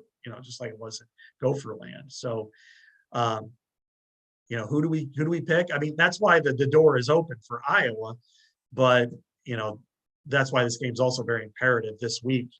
That if you've got to win, and you got to feel good about your win, because Michigan's going to be tough, and then you turn around and you play Ohio State later in the month. There are no gimmies. You're not going to play Maryland or Indiana where you feel like you have that automatic advantage at home. Yes, and I think at least again what we've seen so far this year, disclaimer, things change. Iowa has to play at Minnesota and Purdue. You would much rather play at Nebraska and or Northwestern, although that's been a house of horrors at times for Iowa. Those are two tough roadies. That was Purdue. Your Ohio State, Minnesota, Purdue on the road. Those are tough nuts. One difference though is that they've had success at Minnesota. No doubt. And actually, if you look at their last few games, they've had more difficult games against the Gophers at Iowa City than they have up there. But that said, and they've had tough games at Nebraska too, when Nebraska's not been very good. So right. Yeah, who knows? Just like Northwestern, they've won the last two on the road and lost the last three at home. So they really need to end that streak. That's for damn sure. And in Illinois, it really hasn't mattered either way. I mean, they've had some fist fights, but they haven't really had a competitive game for a long, long time. So, but I expect Bielema to be very physical with Iowa and with Chase Brown as a running back. That's better than what you see at Rutgers on Saturday for sure. And Oh yeah, Chase Brown's is he's better than what Iowa State has this year. Brees Hall maybe not quite that good. He's better. Ohio State Travion Henderson's pretty damn good, so they're better there. But not. It's still it's going to be a challenge. But this team, if this offense continues to take shape, and if they don't have any more serious injuries, that they will put themselves in a position that they can win. They're probably going to lose to Michigan and Ohio State at this point. You just got to kind of, if you're sketching it all out, Michigan, they might have a better chance because it's at home and it's a familiar style that they can deal with a little bit better, as long as they don't give up any big plays like last year and if they're in the game in the third quarter. But JJ McCarthy's been really good too. So, I mean, but if they keep those losses to just those two teams, then they'll be in competition to win the West. And they can come out of this week in leading or at least up there in the West. I mean, you got Wisconsin at Ohio State. You've got Minnesota at Michigan State. Yeah. Purdue already has a loss in the Big Ten. Yeah. So does Illinois is it Northwestern in first? You know what? Let me take a look. Yes. Northwestern's in first, and it comes into the weekend first in the West. And if Iowa loses two, if like the whole Northwestern's still in first because they're playing Miami of Ohio this week. Yes, so, and favored. They're favored. Yeah, they're favored. Miami of Ohio. Yeah, right. That was probably as brutal of a loss for Big Ten teams. Yeah, you don't lose at home to an FCS team like that. I mean, it's one thing again, North Dakota State, maybe even a South Dakota State or James Madison when they were FCS. I know they're transitioning, but to lose Southern Illinois. I mean, it does show you though that I don't think I didn't see any fans at the game. It looked kind of like Iowa at 1 a.m, for SIU playing it at Evanston. All right, I put this off long enough, but it's time to read the results of our picks. Scott, 11-2. We're picking against the spread too, so that is big stuff right there. I was 7-6 last week. Scott for the season 25-12-1. I am 17-20-1. So you want to get on the document bandwagon here and ride him this week on these picks we're about to make. You've got them written down, right, Scott? So I'll let you take over here. Yeah, I do. It's we actually have a game tonight. Isn't that awesome? Hey, I saw that this morning. That totally slipped past me until this morning. Yeah, the Fighting Illini play on a Thursday night. I looked at that earlier in the year and I was like, oh, that's cool, because they've just had so many weird games. They open up on week 0, and then they had early bye week, so they moved it to a Thursday night. I love it, and even though do you have Amazon? Yeah, well, so do I, because I know people are freaking out about NFL on Amazon, but get with the times, people. It's not going to change. It's only going to go more in this direction at some point. Although it's Pittsburgh and Cleveland, which will be like Rutgers and Iowa, I think. Yeah, Mitch Trubisky and Jacoby Brissett. Yeah, it's not exactly Roethlisberger and Deshaun Watson. No, it's not. Although that could be tough on or off the field for both. Yes. Well, I'll stop now. Chattanooga at Illinois. Illinois, the site that I had or whatever was -18. I'm going to go with the Fighting Illini. I think the Bielema's pull out a pretty big win tonight in Champaign.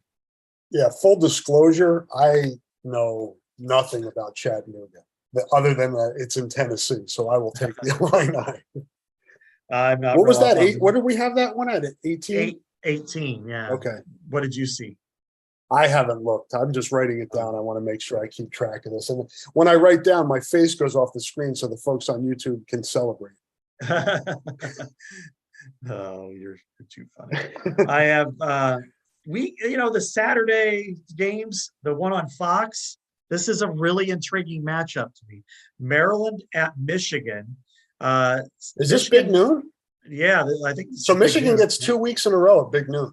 Yeah, one at home and one on the road, and I think this one, it's minus 17, but I'm going to go with Maryland to cover. I'm not going to pick them to win outright, but I think Maryland covers. They've got an offense. Michigan has not played anybody. I'm not saying Michigan's not a good team, because I think Michigan's an outstanding team. It's just, what kind of score are you looking at here? 38-21. I don't know. I think Maryland can put up points. The one game where they didn't was Iowa, but that was like a -4, for the Hawkeyes. So I'm going with the Terrapins. I'm going to go with the Wolverines here. I'm going to throw the 17. Maryland in the big house. Maybe Michigan takes them. Maybe Michigan takes it lightly, but I think Michigan's offense is for real, without a question. It's going to be. I'm worried about the 17 just because it's so many points, and I agree with you. I think Maryland can score. I just think Michigan will be able to score enough to cover that up. Here's what I envision: that it's 44-21 in the final minute, and Maryland has the ball, and then it's a situation where they get a backdoor cover, or you can definitely see that. Yeah, so that's kind of what I'm looking at. They have and if Michigan, it might depend on if they have reserves in the game or not. Central Michigan at Pennsylvania State University, 26.5 Could be 200. Yeah, it very well could be. Central Michigan is not real good. They're 1-2, but they're not horrible for a MAC team. They actually played fairly close against Oklahoma State. They only lost by 14, but then they also lost by 14 to South Alabama, who lost very, very close to UCLA. So it's a weird year. Man, I'm going to go with Central Michigan. I think throwing 26.5 is tough, especially after last week against Auburn, winning that game so decisively on the road that there could be a natural letdown for the Nittany Lions. So not that they're going to lose, but that maybe it's a 20-point win, 31-10 versus 38-10. Yeah, I'm with you. I coming off an emotional road win in the SEC, also had an emotional first week against Purdue and got the win. You just wonder if Penn State's going to have just enough of a letdown to not be able to cover that many points. Like you said, I think they win. Maybe it's 21 by 21 points, which is still an ass kicking, but it's 5.5 below the spread. I think Central Michigan can hang in there for a while and maybe covers it up late with a garbage touchdown. I could see it anywhere from 34-13, 27-10. A decisive victory, but the cover is tough. And again, going multiple weeks over and over and over again. I guess it's the old adage, good teams win, great teams cover. And Penn State, they've got they reopen Big Ten play next week against Northwestern. So I don't know that they're looking ahead as much as they are to looking ahead to the Cats. Yeah. I love that cat scratch or whatever. They both have cat sounds. Yeah, exactly. It's like one sounds like a mountain, and the other sounds like one of my cats. But cat in distress. Yeah. This one is the line surprises me, and I think they're just saying, "Come on, there's a line in the water. Come up and take the bait." -3 Minnesota at Michigan State. I think this is maybe the most impactful of the early games we've seen this month. Oh man, I'm going to go Sparty. I think they got a big wake up call on the road last week, and they came back and they fought. I think that to me, -3 is not necessarily the number. I'm more of an outright person on this game. I think Sparty probably wins a close one. And Minnesota without Chris Ottman-Bell, they have a great running game. They're going to be physical. It's going to be a one of those games I think everybody should want to see. But I just think Sparty at home, after what they dealt with, we don't know yet enough about Minnesota to pick them in a game like this. Yeah, I'm with you. I think the wrong team is favored. I think people are putting too much stock in Michigan State's loss last week, going halfway across the country. Michigan State has actually been, obviously lost the game, but it's played better competition. Minnesota really hasn't played anybody, and sometimes you worry about that wake. Oh shit, this team we're playing is really good, and we haven't played anybody on this level yet, and we're on the road. And Michigan State has a good home environment. I like Michigan State too much in this game. That's got me worried. That's how much I like Michigan State. Yeah, I know. I really like this game. This is one that I wish was noon or 11 because I could watch it. I'm not gonna be able to watch it, or except for just kind of glance up at it. So, but I super important for both teams too. Yeah, very important for the season. Well, you look at Minnesota. To me, if they win this game, they are automatically in the West driver's seat. Yep. Because the crossovers are uneven. As we see in later on, Wisconsin plays Ohio State, Iowa plays at Ohio State. They play Michigan State and Penn State, who are obviously pretty good teams. But if they get one of those wins, then okay, they look like they're a team that you're going to have that's very formidable, and they're probably ahead of the ball game because even Purdue has already lost to Penn State. But Michigan State cannot fall behind in that division because you're automatically. I mean, they've already got one loss.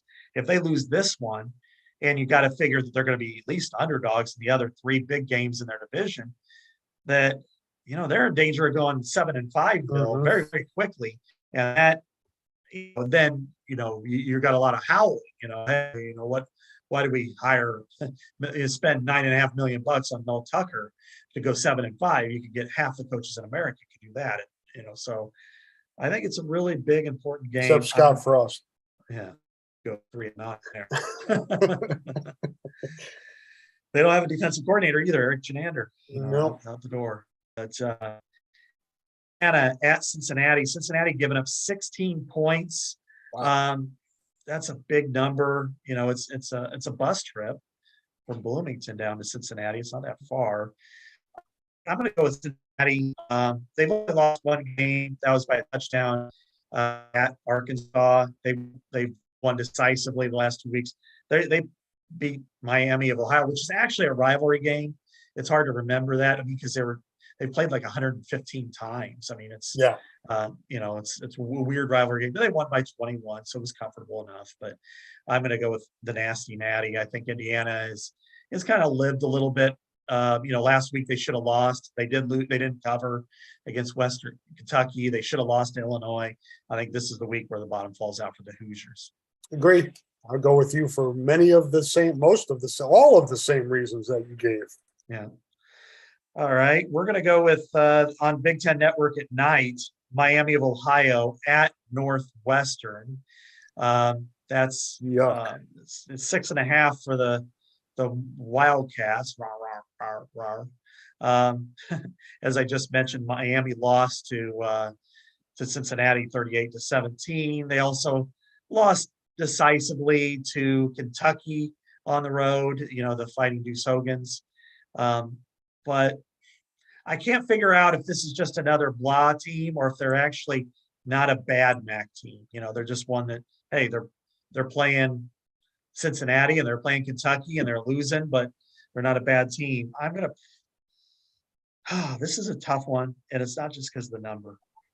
I'm going to take, against my better judgment, I'm going to take Northwestern, but I think Fitz probably, after losing to Southern Illinois, probably has them going in a different direction. If they lose this one outright, especially, then I think they've got some major problems in Evanston, stemming back from last year. I think they do have major problems in Evanston, and Miami has played tougher competition to this point. I think Northwestern wins the game, but I think that number's too big. So I'm going to go with the Red Hawks. The Red Hawks, yeah. 2 words. Yeah, 2 words. You got to remember that one. Yeah, well, they had a different nickname for a lot of years. Yep. They changed, I can't remember when, 90s, I think it was. All right. The big game on ABC that many of you will be flipping back and forth to. Wisconsin at the Ohio State University, -19 for the Buckeyes. That's a huge number. Yeah. I'm going to go with Wisconsin to cover. I don't think they win, but I think they get in there because, they got beat 2 weeks ago by Washington State, and that was not a pretty game for them. I do think one thing that they have, and it travels, and I do want to see how Ohio State handles it, is they do have a very physical running game, and they have a pretty good defense. I could see them stifling Ohio State a little bit, controlling the clock, controlling the ground, not winning, but playing a competitive football game and within 3 touchdowns. So I'm going to go with the Badgers on this one. Could be similar to Ohio State, Notre Dame.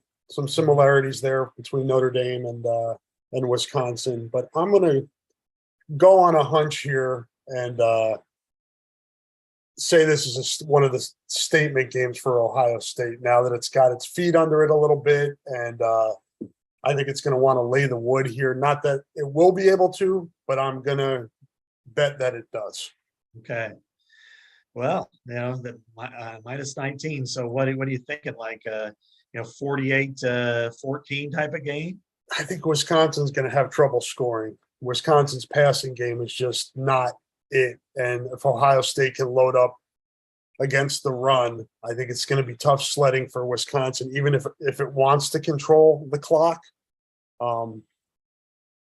Wisconsin, good defense. So maybe it forces the Buckeyes to put together some drives, and that's a little iffy when you're giving, a little scary when you're giving up that many points. But I'm going to say like 35-14, somewhere in there. Okay. I think it's close. I think it's a good number.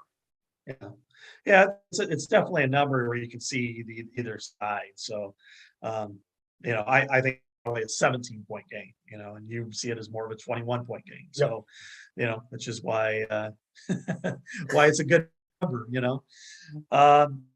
Finally, or other than the one we covered, that's Florida Atlantic at Purdue. Florida Atlantic's 2-2. Lost last week to UCF 40-14 at home. So I'm going to go with Purdue. I think what's the number? It's 18.5. And with the Fighting Charlie Joneses, I think to me is something that I think they're going to pull out like they did a couple weeks ago where they won just gross number. It was, let me see what it was. They got their win. Indiana State 56-0. I think it could be, maybe they won't give up nothing, but maybe it might be 56-22 or something like that. Yep, I'm with you. I think Charlie Jones can go for 200 this week and a couple touchdowns. It's I think Purdue has that mentality offensively to pile on when it can, and for that reason, I will throw that big number. Yeah. And when you look at the difficulties of, again, they've lost 2 really close games that could have gone either way. They could be 3-0 right now and approaching the top 10, in my eyes, if they would have beat Penn State and Syracuse. So, and they actually have another sneaky great game the following week, which happens to coincide time-wise with Iowa, Michigan, and that's Purdue at Minnesota. I think that's a game. Yeah, I think that could be, 2 of the better teams we've seen in the West. I mean, I think out of the 4 that people consider contenders, I think they are definitely in that category. Oh, finally, the number I have is 7. Rob, do you have that as Iowa Rutgers? I've seen 7 or 7.5. I'm good going with either one. Okay, let's take the hook out of it. Let's go 7. Iowa at Rutgers. Again, looking at Rutgers, I think they're capable of winning. I think they have a good defense. I think they're capable of playing good field position football, but are they capable of doing it for 4 quarters against a team that's used to that style of play, that's very skilled in it? Now, granted, they're +4 thus far. That's really good. Iowa's -1 in turnover margin, but I think that Iowa is too good in these environments. You have home teams that start to press. Things aren't going their way, I like Iowa. Throw the points. I think Iowa wins by double digits, and it could be, it could snowball the other way. But I mean, at this point, I like Iowa in the neighborhood of just on ballpark 17-6, and it could go decisively than that. I'm going to go the other way here just Mhm. because I think touchdowns a lot with two teams with struggling offenses like this. You never know. Defensive touchdown, return Mhm. touchdown. You can't really account for those things. So I just think it's going to be a touchdown to a field goal to a touchdown separates these two teams. If it was in Iowa City, I certainly It'd be would like like Iowa a lot more. First road trip halfway across the country after a late night on Saturday. I'm going to say like 16-13. Iowa wins it. Maybe 17-13, and that's in that range. Maybe it's 20-13 and it's a push, but I'm Well, gonna take the points. people are going to freak, man. That's getting close to the over/under number. If it's Yes. 20-13. 34 is just insane to think about. But I think we were talking about it. I think the Browns and Steelers tonight, I don't have it in front of me, but that is like really low too. Super low number. Yeah, that is crazy. Well, look at the quarterbacks again. Mitch Trubisky. I watched him play, unfortunately, for a few years, and but no, I mean, I can see it. A lot of things happening, and what I go with like 17-6, and very well could be a pick six or something, or a sack, fumble. Iowa recovers at the 5 and scores a touchdown with one touchdown drive. And then maybe, what you might be looking at is Aaron Cruikshank, the former Badger. It was a very, very good kick return, returns the kickoff. And then that's what will give, it won't be any of the offense's inability to score. It'll be the kickoff return that infuriates Kirk Ferentz. For sure. I actually like the under. I still at 34. And I do have to bet on this game for the Bet Rivers contest. I'll probably maybe even push that up a little bit in a tease or something like that, because points are going to be the premium. I just cannot see this game within the 20s for either team. And if it is one, I think it will be Iowa. I don't see Rutgers getting to 20. But it's a low scoring game in my mind. It's strange because in some respects I could see it going like the Maryland game. The one difference, though, is that Maryland has more talent, but Rutgers has more discipline.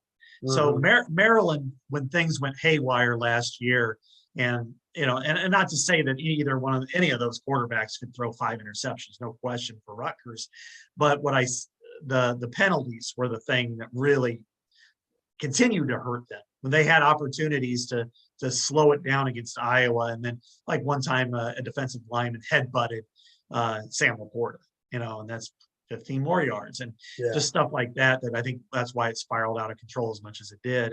And so that's why I look at this and think, if there's a couple of interceptions, and I expect there to be for Iowa against this, or sacks and fumbles and stuff like that, that's where I think Iowa can quick change into some points and then turn it into, oh shoot, we're down 20-6. Now we really have to start throwing, and then they start pressing, and then it goes boom. And that's why it could go the other way, and then boom, all of a sudden before you know it, they cross the over. Yeah, that would disappoint a lot of people, because I think a lot of people are going to be on that under the way it's moving. I think it started at like 36.5, and it's already come down 2.5 points, which is a lot already. Before we're only at Thursday. So tell the folks what you have on the Athletic this week, Scott.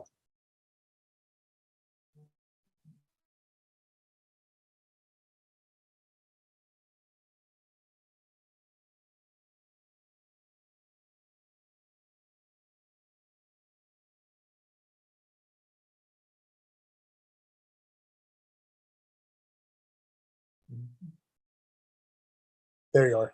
All right, there I am.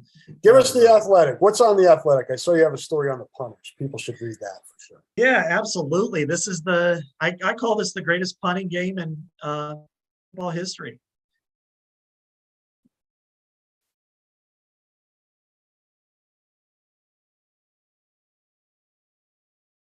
And I think this could end up being the great matchups that we've ever seen. And when you look at Torrey, he's third in the country in punts per game and third in average yards per kick at 48.6. He's also the national leader in punts inside the 20 with 13, second place 10, and 50-yard boots. So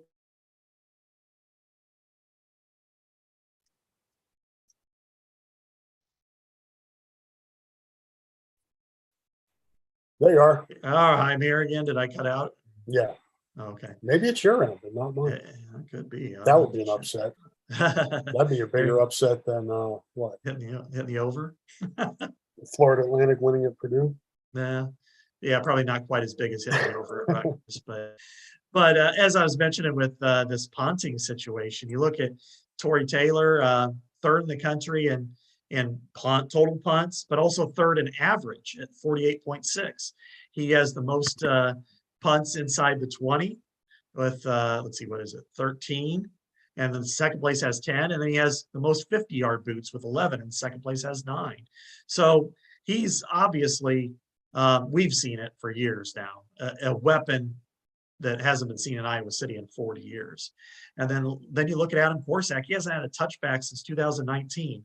Many of us who watched that game in 2019, that was one of the most incredible punting performances I've ever seen, probably only eclipsed by a couple of Torrey Taylor ones in recent years. So if it's as low scoring as we expect, it wouldn't surprise me if there are more than 20 punts in this game, one way or the other. So it could be very exciting if you like that style of football. They will not break the record for punts, Scott. Do you know what that is? Was it in your story? I haven't read your story. I have put it in my picks.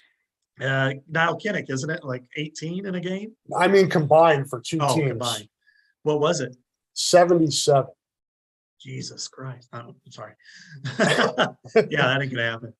It was centenary, and I mean, it's one of those ones where you're like, God, it's one of those ridiculous things that you're never going to see again. To be just impossible because the game has evolved so much. But it was Texas Tech in centenary, and ironically, it was 1939. Okay, yeah. Well, there were some different rules back then, and a couple that really caught me when I was researching some stuff one time, and this isn't punting, this is actually kicking off, is that when the opponent, the team that gives up the touchdown had the opportunity to either kick off or receive a kickoff. And football back then, and punting was such an important weapon that teams often decided we're going to kick off even if we gave up a touchdown. I mean, it just seems so crazy now. Yeah. And that was a rule on record until the 2000s. And it rarely happened, since then. But that was one that you're just like, holy cow. So yeah, I was reading this, and 67. I don't know why this would be, and maybe it's to your point. 67 of the 77 punts, 34 by Texas Tech, 33 by Centenary, occurred on first down. Mm-hmm.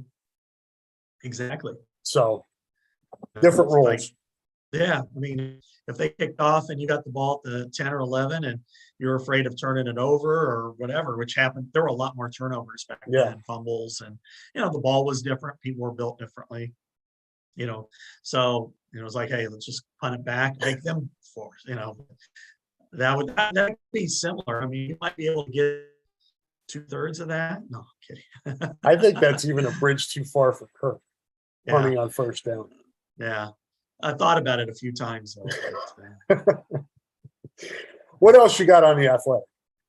Yeah, that one, and I looked in depth at the kind of the offense, the pass offense, and what changed Saturday night, and the attempts down the field, and Iowa went from 20 plus attempts, total in the first two games, I want to say they had 8 the other day, and they were like 3 of 8 hitting 20+ yard passes. But just the way they were attacking down the field and the ease with which Spencer throws those passes kind of suggests to me, now that that's receivers back, that I think this is a type of system that they can actually use and work to their advantage. So I wrote about that for Wednesday, and then of course today I wrote about the Punt-a-Palooza at Piscataway.